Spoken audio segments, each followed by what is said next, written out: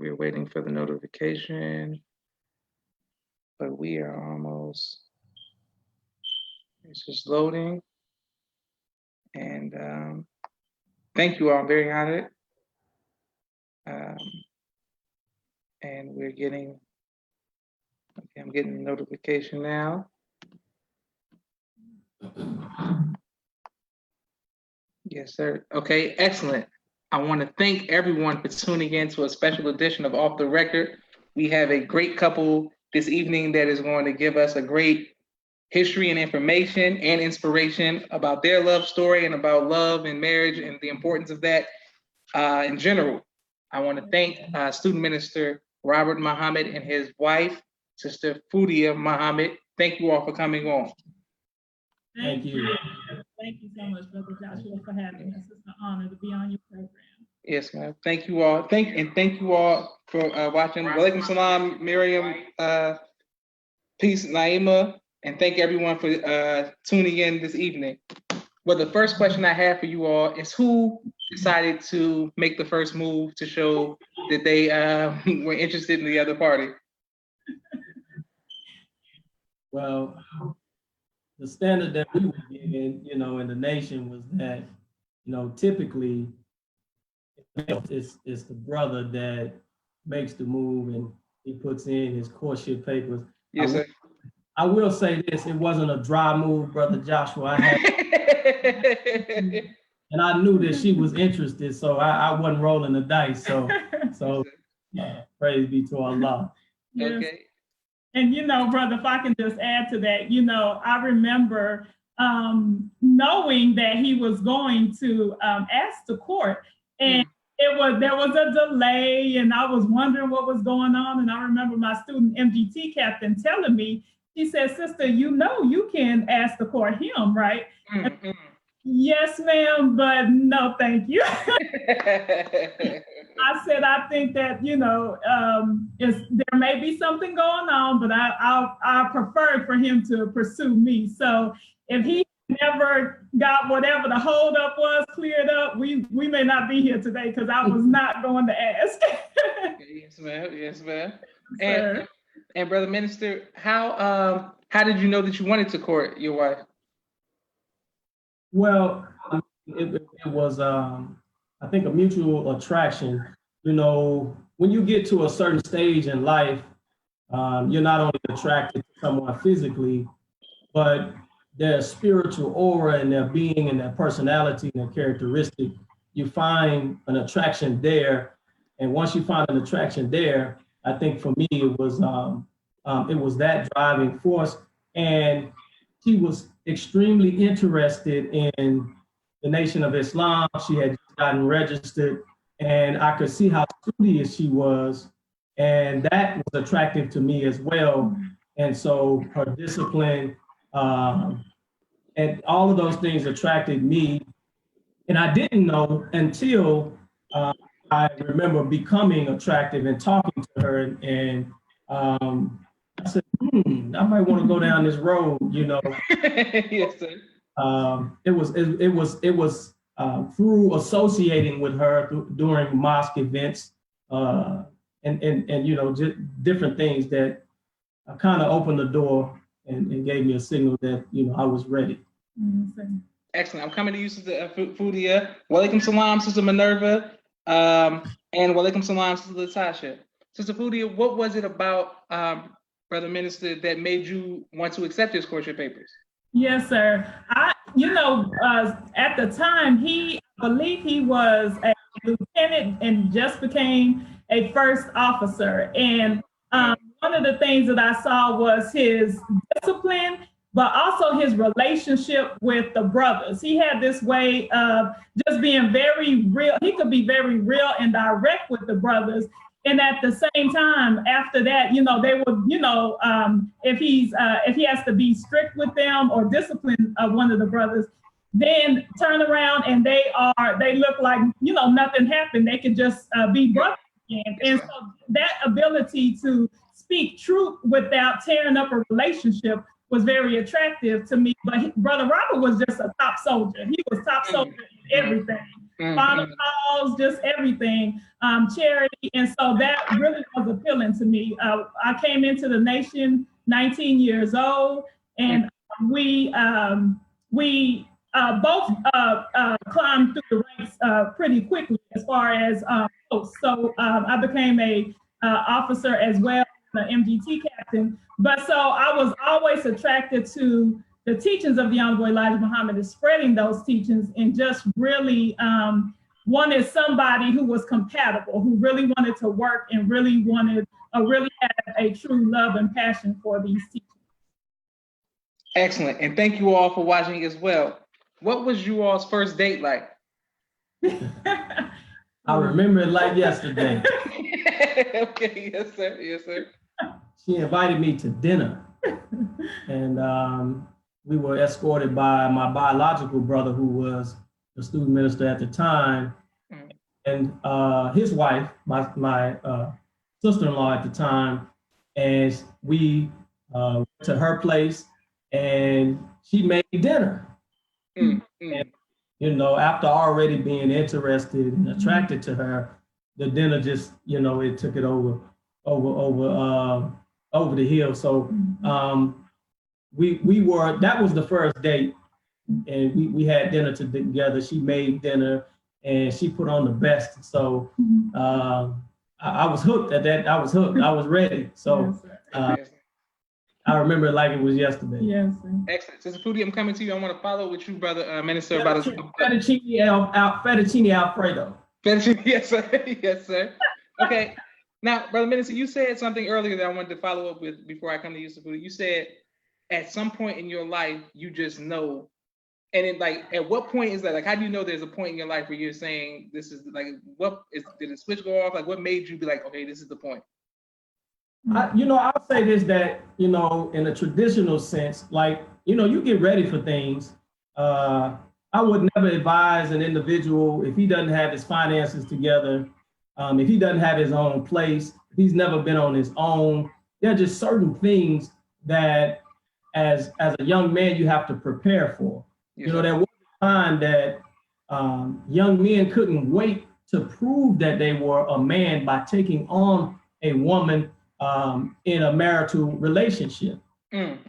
So, but it was, I'll be honest with you, I was not looking for a wife. I was in the Nation of Islam. I was at the mosque building every day. I was soldiering. I was proud of that. And I was 23 years old when I got married, and she was 21.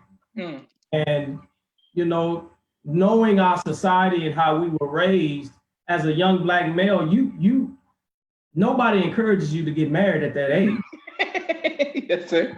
They tell you, you know, man, you need to go out here and, you know, you need to go see what's out here. You need to go, don't settle on that one yet. You need to see what else is out there. Yes, sir. Things kept falling into place. And I believe that my interaction with her through the courtship, Allah had known to me certain things that I needed as a young man that would help enhance me and to help grow me and it would complement me. And I think it was those things outside of the emotional high that allowed me to make a firm decision, not solely based on emotion. I understood that, you know, this woman could complement me and she could help me. If I'm gonna be great, she has some ingredients and some things about her that can help me to become who I'm supposed to be. And hopefully I can help her to become who she's supposed to be. Yes. And so things together.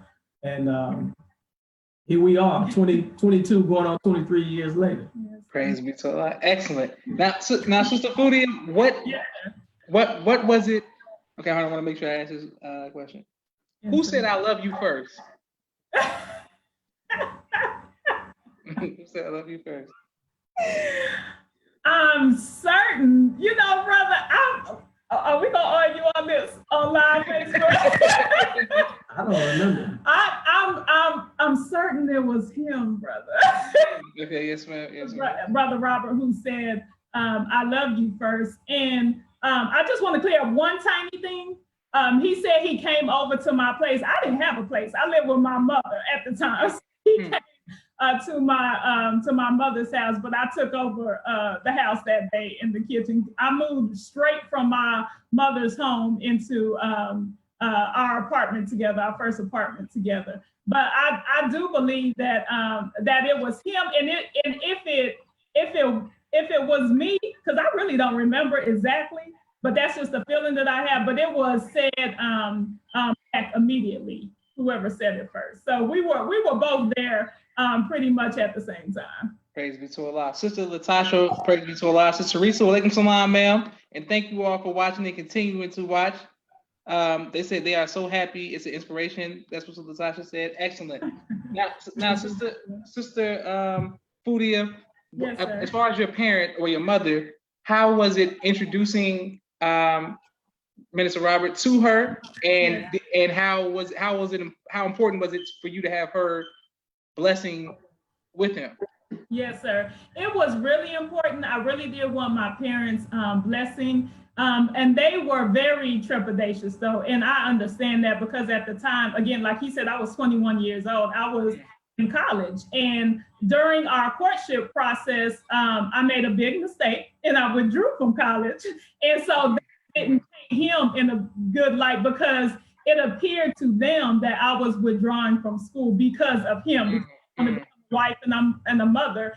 And I did. But I was just so involved. I was a student captain at the time, and there was so much going on that I just didn't think that that was the right time. Later, I did go back to school and finish my degree. But so that kind of put a little bit of hesitation on the marriage. So they weren't, they weren't clapping hands and excited for me to get married that quickly, because I joined the nation at 19, and then, there were all of these changes going on, and that made them really nervous. But when it came time that they really understood that we were going to do this, whether they were with us or not, they were all in. My mother, she gave us a beautiful, beautiful wedding, and it was the wedding that I wanted. And so they were very supportive, and it did take some time for them to really see that the decision I was making was my own, and this wasn't,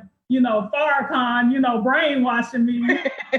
Yes, but over time, when they really saw how committed Brother Robert was to me and to my well-being, how well he treated me, our children, now they love my mother in particular. She is very respectful of the teachings of the Most Honorable Elijah Muhammad, and very grateful of the woman that I've become, and especially her grandchildren, which she can't get enough of. So, started off a little rough, but I thank a lot for where we're at right now. Wonderful. Okay, yes, sir. Brother Minister, how was your parents, and as far as their reception to your wife, and how important was that for you to have their blessing? Well, they had questions, but I was always an independent young man, and they knew that if I made up my mind to do something, I was going to do it. Yes, I mean, it was, it's always important for your parents to support what you do. Being young and coming into the Nation of Islam, and your parents not really understanding what you're coming into, and you really not understanding yourself, they were supportive in a certain degree, but they had questions to make sure that I was certain, that I was going to go down that road. And I wanted to add this to something that Sister Fudia said, because we're getting away from proper traditions in the proper way.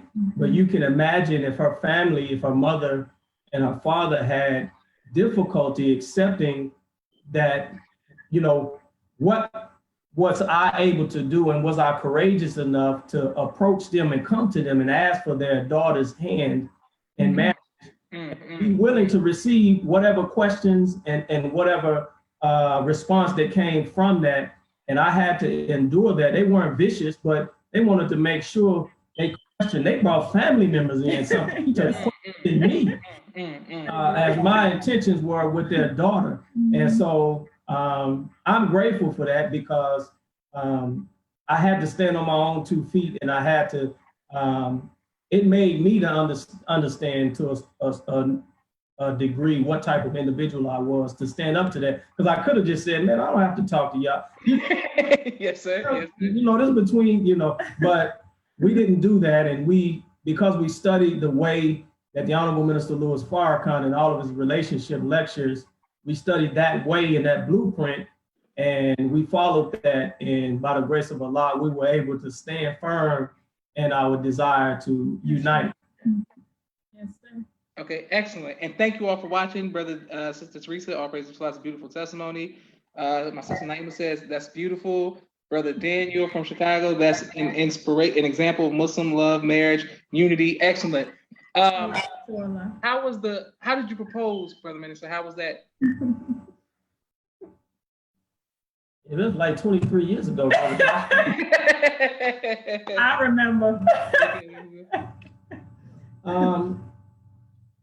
I don't remember exactly. She remembers. Tell them how I proposed. How did you propose? Let me see if she can spark this and get it right. Yes, sir. So it wasn't, anything grand, but we were actually the building where we were a study group at that time. We weren't a mosque yet, and so we were at the building where we were having study group. I remember it was an evening, so it was either a Wednesday or it was a Friday. But I remember it was in the evening, and before he showed me the ring, I found out later that he went to my then sister-in-law, his brother's wife, and to make sure this was okay.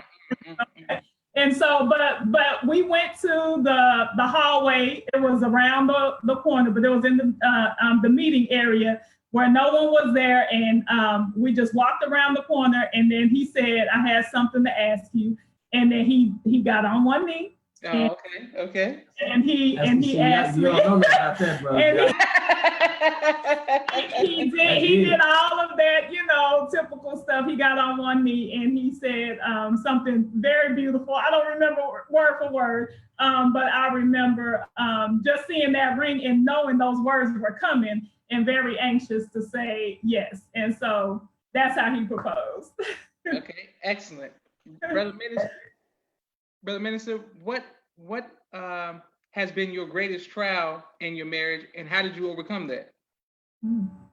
Greatest trial has been, to be quite honest with you, we were not financially fit at the time, and we should have gotten a lot of advice on you all are not ready financially, not ready. So we've had tremendous struggle financially over the years, but Allah has blessed us year after year. Praise be to Allah. I'll set the tone for the financial struggle. As we got married, I was working a temporary job. Mm-hmm. And the first month I got pneumonia. I couldn't go to work for, I think, a week or 2 weeks because I got a upper respiratory infection, and then I got pneumonia. Mm-hmm. And then the second month she was pregnant. Mm-hmm. So the tone was set that first year because we got an eviction notice every single month like clockwork. And we had an agreement that once we started having children, she didn't have to work. Mm-hmm. Now, if you know anything about the cost of living in Austin, Texas, you need 5 jobs and a mule to make it. I didn't know that. So we had challenge after challenge, but every single time, and I have to compliment her because she told me later that there was a time that the bills, it was a specific bill due, and we were trying to figure out how we were going to pay it, and she had some money. Tell me that she had the money because she said that she believed that I would find a way of the bill, which means that not she's necessarily hiding money, but it means that she had to put herself under unnecessary struggle to ensure that I became a man. Yes, sir. Yes, sir. Yes, sir. And I had to, I mean, when you see that kind of stuff, and you know you have a mate like that, you can't take that for granted. And so, of course, she had to tell me years later. But so that's been the greatest trial, I believe, is the financial trial. And so, but Allah has blessed us over and over again. And so we just go from one level of struggling to the next level of struggling. Yes. So, but we praise be to Allah, we're here. Yeah. Praise be to Allah. Sister Fudia, I'm coming to you. I got one more. I got a follow-up question to that for a minute. Yes, sir. As a man, did that make you trust her more because she was with you when it was struggling, or do you, if you could do it again, would you go get the money and then go get her? Man, if I had to do it again with the brain, the mind that I have, I go get the bread. Yes. Yes, sir. Yes, sir. You know, because I would have more to offer her. Yes, sir. Yes, sir. Okay, excellent. Okay, and thank you for being honest about that. Some people be saying spooky stuff, bro. yeah. I mean, it's a no-brainer. You go get that money, and so you have more to offer in some of the trials that you endure. But I'm gonna tell you this: it let me know what kind of woman she was and how she felt about me, because she was willing to struggle. And not one time did she call me out of my name. Not one time did she classify me as anything other than a Muslim, a FOI. And so even when if we were at our lowest peak, she never turned in on me. Yes, sir. Turned in on her. And so because of that, we were able to make it. So if we had to do it all over again, you know, we go get that money first. But I mean, we didn't do it. So if I had to give any advice to anybody, go get that money. Yes, sir. Okay, yes, sir. And now, Sister Fudia, what has been your greatest trial in marriage, and how did you overcome it? Yes, sir. It's similar, and I would say this to all new young couples who are just starting out, that it's very important. What I didn't know is I didn't understand enough about my body and pregnancy and all of those things just coming in. And I'm so grateful for what I know now that I can pass on to my children and to anyone who will listen. But one of the things that you don't want to do that just added to that stress is to get pregnant so early. If you learn about your body and you're able to naturally space your pregnancy and give yourself at least 2 or 3 years as a couple to really get to know each other, get through that 3 years of trial that we know we have to go through. And the minister said, if we can make it 3 years, we can make it. Yes, ma'am. Yes, ma'am. Now that time before you bring children into the picture. And so that's what I stress to all of the young couples now. And a lot of times we just, it happens because we don't know really how to space our children or how to do that naturally. But again, you know, Allah is the best knower and He is the best planner. So whatever He allows for us, we have to just understand that He's going to provide a way. And so with every child that came, you know, everybody ate every day. Yes, ma'am. Place to sleep. You know, and so even though it was difficult, we were able to manage. And just to know the teachings and just to have that peace of mind, it really gets you through those trials, knowing that Allah is not angry at you. He's not punishing you. It's just a trial. It's just a test. And so we just have to push our way through. But I do encourage those who are coming behind us. We want all of those to do things much better than we did it. Yes, so that's one thing that's really, really will strengthen your marriage, your relationship, and it's good for the children to just wait a couple of years before you plan to have children after you've gotten married. Praise be to God. Thank you all for continuing to watch Off the Record with our special guest, Minister Robert, and his wife, Sister Fudia Muhammad. Brother Minister, what has been your greatest joy in marriage? My greatest joy has been the development of my children. You know, we make, as parents, we make plenty of sacrifices in our nation, and we stumble through this nation life, you know, the ups and the downs of it. And so I've seen so many student laborers that their trials become their children. children's tribes. Yes, sir. Yes, sir. Yes, sir. And that's with all of us, you know. And so I'm grateful because my wife and I had the courage, and I told the minister this back in 2015, we had the courage to attempt his teaching, follow his teaching on how to give birth to a God. Mm-hmm. So not only am I proud of my children academically, socially, and their matriculation through this world's life, but we didn't have to cajole them. We didn't have to push them. We didn't have to make them. But when they turned 16, they raised their hands, my two oldest sons, and they got registered immediately. And my daughter recently raised her hand and is now in processing class. And so when I type of children that they are, I'm very pleased because we know how flawed we are, but we did our best to follow the mandate of the Honorable Louis Farrakhan in all of his lectures. They've never heard us argue. They've never heard us curse one another out. One of the commitments that I made was that I would be on my best behavior when I was at home.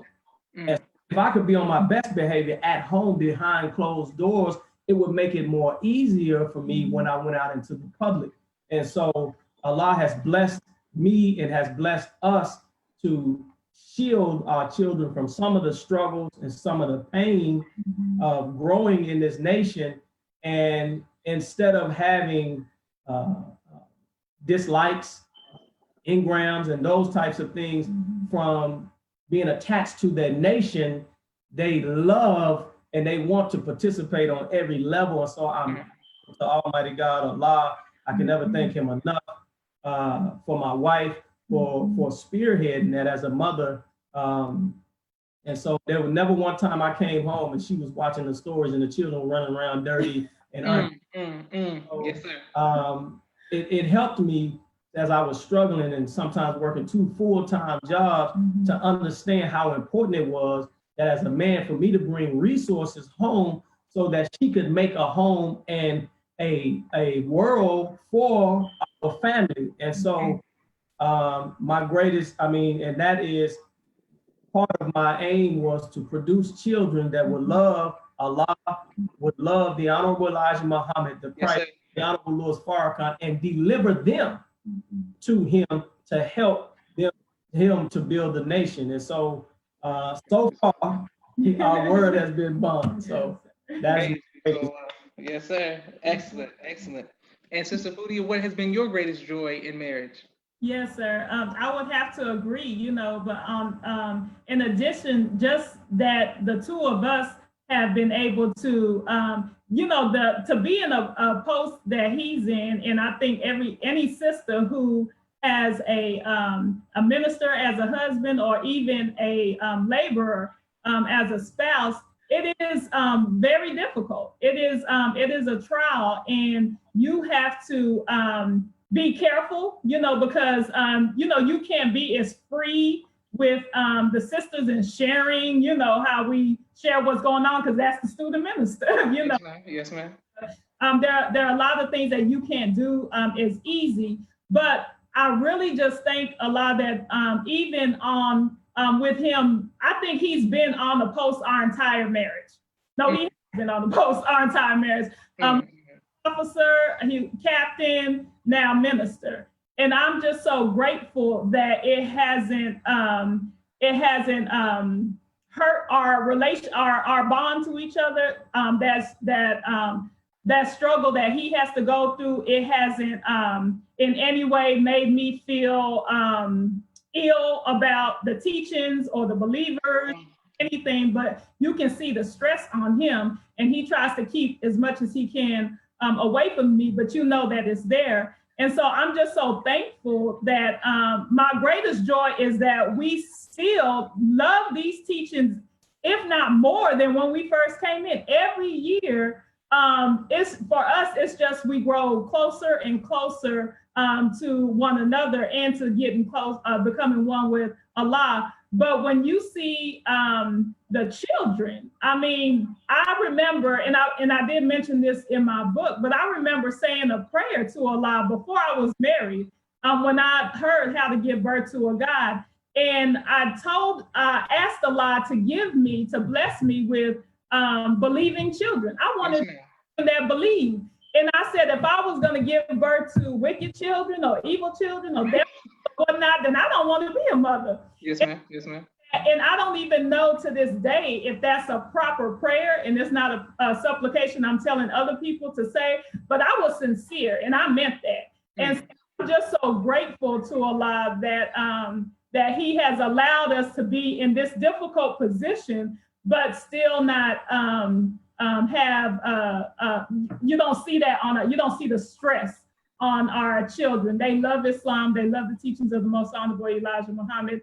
And that's really all we want. If we have to start over generation after generation, we're never going to get to where we want to be. So I'm grateful to Allah that that our family is still intact after all of these years and all of these trials and struggles.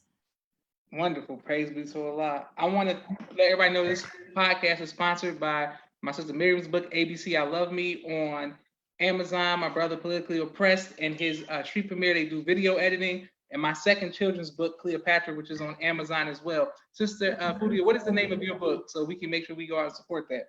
Yes, sir. Thank you, sir. The name of my book is Children of the Most High, Giving Birth to a God and the Science of Child Rearing. And how do we get that? You can get it on Amazon and just put in the title, or you can go to my website, givebirthtoagod.com. Givebirth. Sister Jill, thank you for chronicling our stories. I prayed a similar prayer. I thank you were right. Excellent, Sister Jill. We thank you. Sister Jill's married to Brother Anthony in Memphis, so she understands what it's like to be married to a laborer as well. Yes. Brother Minister, what advice would you give to future fathers? Well, I would probably give the same advice that I gave myself. Is, the Honorable Louis Farrakhan has told many student laborers, particularly student ministers who may have a spouse or children who are not engaged in the activity in the work, and they're not active in the mosque. And, they, from time to time ask, what can I do? And the minister always says, be what you want them to be. Be a good example. You can do all this preaching, you can do all this quoting and whatnot, but if they're looking at your example and your example is not a good example in the way that it's attractive to them, and even if you're being good, one of the things that we love about the Honorable Louis Farrakhan is that he's very transparent. So when I had a conversation with him in 2015 in Houston, and he was asking me about my family, he was asking me about my children, I wasn't comfortable talking and bringing up these things, but Student Minister Willie from New Orleans was sitting at the table, and he kept throwing things on the table, and the minister would just ask questions. And he found out what we attempted to do through how to give birth to a God.